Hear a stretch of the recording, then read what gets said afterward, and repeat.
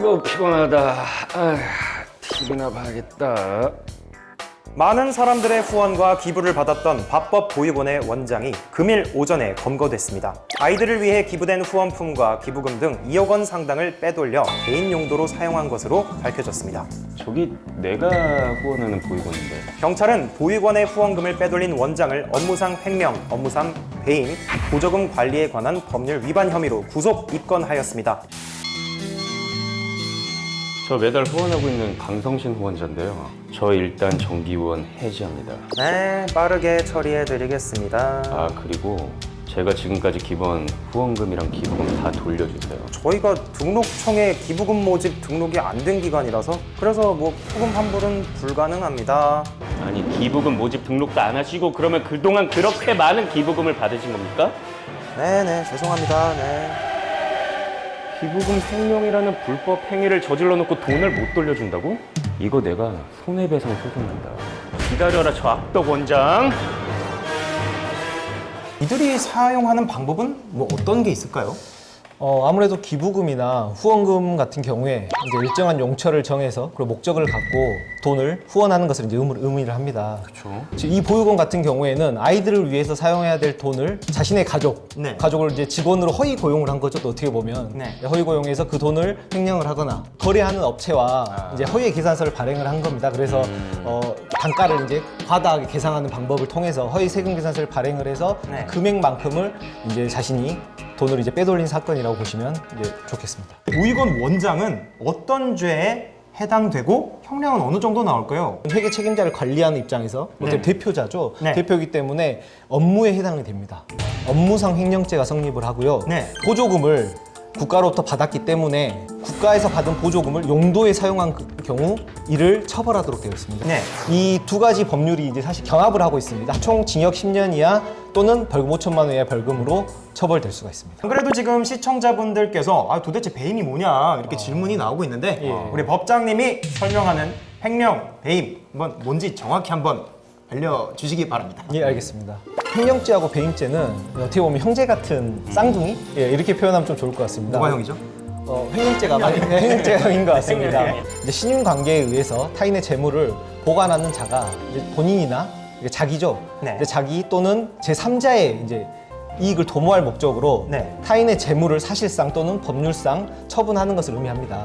그런데 이 처분을 하는 것은 단순히 이제 본인이 사용을 하는 것뿐만 아니라 본인이 이제 돌려달라고 했을 경우에 이제 이를 이제 거부하는 것이죠. 반환 자체를. 이런 경우에 이제 횡령죄가 성립할 수가 있습니다. 이제 타인의 이제 사물을 처리하는 자가 이제 그 임무에 위배하는 행위를 하면서 이제 재산상의 이익을 취득하는 경우, 형법에서 재물과 재산상의 이익이 조금 다른 의미로 쓰입니다. 그리고 언뜻 보면 재물하고 재산상의 이익이 좀 같은 의미로 보이는데, 재물은 어떻게 보면 쉽게 말씀드리면 우리 눈에 보이는 물건, 그 돈, 재산상의 이익은 어떤 노무로 인한 이익을 보던가 내가 채무를 면제받거나 재산상의 이익으로 표현을 해서 그 두 가지 부분에 있어서 차이가 있습니다. 이 횡령 같은 경우에는 내부의 사정을 굉장히 잘 알고 있는 사람이 아니면은 어떻게 될까요? 아무래도 밝혀지기가 좀 어렵죠. 밝혀지기가 어려운 것 같은데, 이런 내부 고발로 인해서 언론에 보도가 되는 경우에 법적으로 문제가 있나요? 이제 이 같은 경우에는 호루라기를 불어서 부정행위를 지적한다는 의미에서 원어 그대로 whistleblowing이라고 지칭되기도 합니다.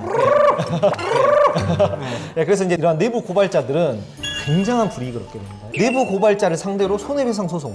그러니까 예를 들어서 뭐 회사 이미지가 나빠졌다거나 그러면서 뭐 이익이 줄었다거나 해서 이런 소송을 제기하는 경우도 있어서 실질적으로 굉장히 내부 고발자들의 그 내부 고발이 엄청난 용기가 필요한 것이라고 이제 볼 수 있습니다. 내부 고발자를 위해서 조금 어떻게 보호해주는 그런 안전장치가 있을 것 같은데. 선진국들, 뭐 영국이나 미국, 일본 등에서는 이미 그 내부 고발자들을 위한 그 보호하는 법률들이 이제 제정이 됐는데요. 이제 우리나라 같은 경우에는 공익신고자 보호법이 2011년도에 제정이 되었고, 이 공익신고자 보호법의 시행으로 인해서 내부 고발자가 변호사를 통해서 이제 자신의 인적사항을 밝히지 않고 대리를 시켜서 신고를 할 수 있는 법이 이제 발의가 되었고 제정이 되었습니다. 이런 거 아마 보신 분들 꽤 있으실 겁니다. 말 그대로 특별 수선. 그러니까 뭐 제가 쉽게 말씀드리면 장기 수선 충당금? 보통 이런 걸 이제 많이 내시잖아요, 소유자분들이. 이 경우에는 아파트가 노후화됐을 경우에 그 부분을 수리하기 위해서 미리 지급하는 돈들입니다. 예. 근데 특별수선 충당금도 어떻게 보면 하나의 일종인데요. 네. 이런 경우에 일반적인 수선비로 사용을 하거나 예, 그 목적에 맞지 않게 입주자 대표 회의에서 이 돈을 사용을 한다면 충분히 업무상 행정죄가 해당될 수 있습니다. 예. 여기서 가장 주의하셔야 될 점이 뭐냐면요. 아파트 입주자 대표 회의에 결의를 거쳤다 하더라도 업무상 행령이 될 수 있으니까요. 아, 절차적 정당성을 갖췄다고 갖추더라도 하더라도. 예, 목적에 사용했기 때문에 그 부분에 있어서 굉장히 신경을 쓰셔야 될 것 같습니다. 네. G라는 회사에 그 많은 그 절대 지분을 가지고 있습니다. 네. 상장시키기 위해서 외국인들에게 또 투자를 받았습니다. 네. 근데 그 투자를 받았는데 실제 상장이 되지 않았습니다. 네. 그러다 보니까 이제 외국인들이 이제 풋옵션을 행사를 했죠. 자기들이 산 지분을 이제 다시 사달라 이렇게 요청을 했습니다. 다시 이제 돌려줘야 되는데 이미 사용을 했기 때문에 그렇기 때문에 이제 그 돈을 마련하기 위해서 유상감자를 이제 실시하게 된 것입니다. 네. 네. 자본금을 감소시키면서 네. 그 감소된 자본금이 이제 현금으로 환산되지 않겠습니까? 네. 그거를 지분으로 각자 가지고 있는 그렇죠. 주주의 지분으로 그 비율만큼의 이제 환급을 해주는 겁니다. 네. 자신의 지분을 부풀려 가지고 그 환급금을 배당받게 됐고 그로 인해서 이제 179억 원을 더 이제 환급을 받은 거죠. 네. 무죄 판결을 내렸는데요. 그런 근거를 어떤 근거를 댔냐면요. 모든 주주에게 평등하게 권리를 주는 것이고 뭐 신주 발행을 하는 데 있어서 동일한 조건이지 않습니까? 그렇기 때문에 그 금액을 받는 거에 전혀 문제가 되지 않는다. 그러니까 신주 배정 자체를 시가보다 그냥 높게 평가했다라는 것 자체가 업무상 배임죄에 해당되진 않는다. 네, 그 단순한 그 일만으로 어쨌든 네, 평등한 그것만으로. 권리로 행사를 하기 때문에 그 업무상 배임죄에 해당되지는 않습니다. 네. 1인 주주 회사라고 해서 방심하지 말자.